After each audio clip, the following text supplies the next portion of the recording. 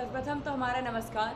हम मैथिली मृणालिनी अखिल भारतीय विद्यार्थी परिषद की तरफ से अध्यक्ष पद के उम्मीदवार आने वाले पटना विश्वविद्यालय छात्र संघ के चुनाव में हमारी बैलेट संख्या 4 है। हम जिन मुद्दों पर काम करना चाहते हैं, जैसे कि भैया ने अभी जस्ट बताया कि हम ठीक करेंगे या 5 काम, द 5 P प्रिंसिपल्स: परीक्षा, परिसर, पाठ्यक्रम, परिणाम और प्रवेश।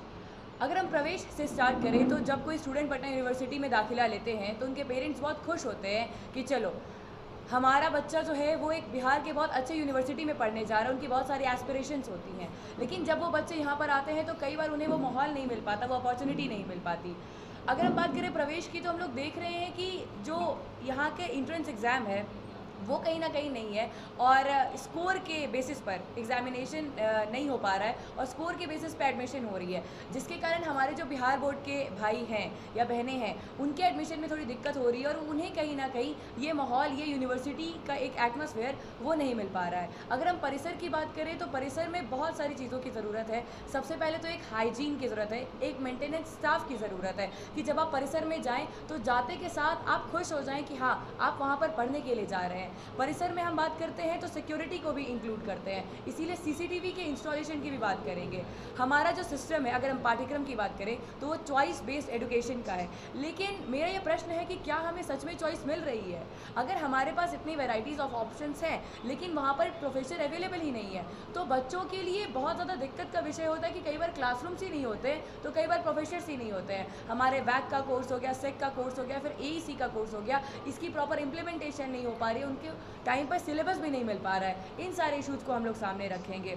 अगर हम परिणाम की बात करें तो वेबसाइट ग्लिचेस, इसके कारण बच्चों को बहुत ज़्यादा सफ़र करना पड़ रहा है। वो अगर फ़ी को सबमिट भी कर रहे हैं तो कई बार कोई ग्लिचेस आ जा रहा है और बार बार उन्हें यूनिवर्सिटी का चक्कर लगाना पड़ रहा है। दे आर नॉट कंफर्टेबल, उनका आधा से ज़्यादा टाइम यूनिवर्सिटी के चक्कर लगाने में चला जाता है, तो वो फिर पढ़ाई कब करेंगे?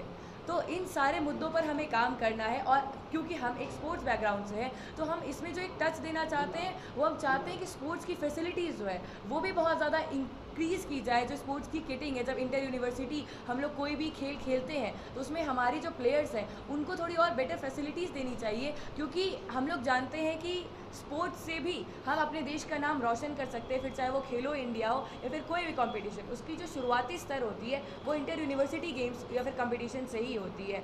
इसके साथ साथ हमारी पूरी कोशिश रहेगी कि प्रोटेस्ट के कारण, स्पेशली फोर्स्ड प्रोटेस्ट के कारण कोई भी क्लास जो है वो हमारे विद्यार्थियों की डिस्टर्ब ना की जाए। हम लोग चाहते हैं कि जैसे कि DU में एक प्रॉपर प्लेस उन लोगों को दिया गया है, डेजिग्नेटेड है प्रोटेस्ट के लिए, अगर पटना विश्वविद्यालय में वो हो पाए और हमारे छात्र छात्राएं जो कि उस प्रोटेस्ट का हिस्सा नहीं बनना चाहती, वो शांति से अपना क्लास करना चाहती हैं, और जो बच्चे प्रोटेस्ट करना चाहते हैं, इन दोनों में एक डिफरेंशिएशन हो तो वो काफ़ी ज़्यादा अच्छा रहेगा। साथ ही साथ हम बात करेंगे कि परिसर में किस तरीके से माहौल को और ज़्यादा लाइवली बनाया जाए। अगर बच्चे वहाँ पे जा रहे हैं तो जाहिर सी बात है स्कूल और कॉलेज के एटमॉस्फेयर में एक चेंज होना चाहिए, तो थोड़े बहुत फेस्ट प्रोग्राम्स, इन सब की ऑर्गेनाइजेशन भी बहुत ज़्यादा ज़रूरी है। बट उसके पहले ज़रूरत है कि जो मूलभूत मुद्दे हैं जैसे छात्रावास का खुलना हो गया या फिर एक जो प्रॉपर मेंटेनेंस चाहिए हमारे कैंपस को, इन सब के ऊपर काम किया जाएगा। धन्यवाद। अगर आप लोगों के बीच कोई सवाल है तो आप पूछ सकते हैं। पटना के संगठन पर आरोप लग रहा है कि आपके संगठन की तरफ से जो है वायलेंस किया जा रहा है, गोली भी चली, उसमें भी आपका नाम, आपके संगठन का नाम आ रहा है, क्या कहेंगे इन सारे आरोप? ये सारे जो आरोप लग रहे हैं ये बेबुनियाद आरोप है।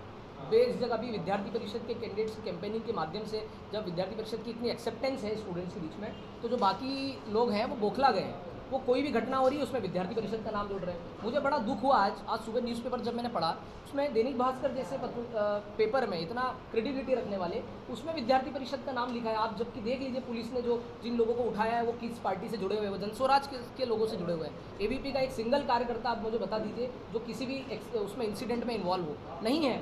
बट बेबुनियाद तरीके से विद्यार्थी परिषद के लोगों का नाम घसीटा जा रहा है। संगठन का एक्सेप्टेंस बढ़ रहा है स्टूडेंट्स के बीच में। हमारी बहन अच्छा कर रही है तो उसको बदनाम करने के लिए या फालतू का एक नैरेटिव सेट करने के लिए ऐसा काम कर रहे हैं। ये मुझे बड़ा दुख हुआ आज पेपर पढ़ने के बाद, क्योंकि ऑलरेडी पुलिस ने कार्रवाई की है। कार्रवाई करने पे जो लोग CCTV में आइडेंटिफाई हुए हैं उनको उठा के लेके गए, और उन लोगों का आप इतिहास देखिए किन से जुड़े हुए हैं, और हमारे लोगों को देखिए क्लियर कट आइडेंटिफिकेशन है, फिर भी ABP पे डाल रहे हैं। जितनी पार्टियां सभी ABP का ही नाम ले रहे हैं, उनके नाम लेने से नहीं होगा ना। आप सीसीटीवी फुटेज के आधार पे पुलिस ने जिन लोगों को उठाया है उस घटना में 15-20 लोग जितने मुझे वो है उनको जितना उठाया गया है, अब उनको देखिए क्या एबीपी से जुड़े हुए हैं, आप लोग वेरीफाई कीजिए ना, पूरा मीडिया उसको वेरीफाई करें।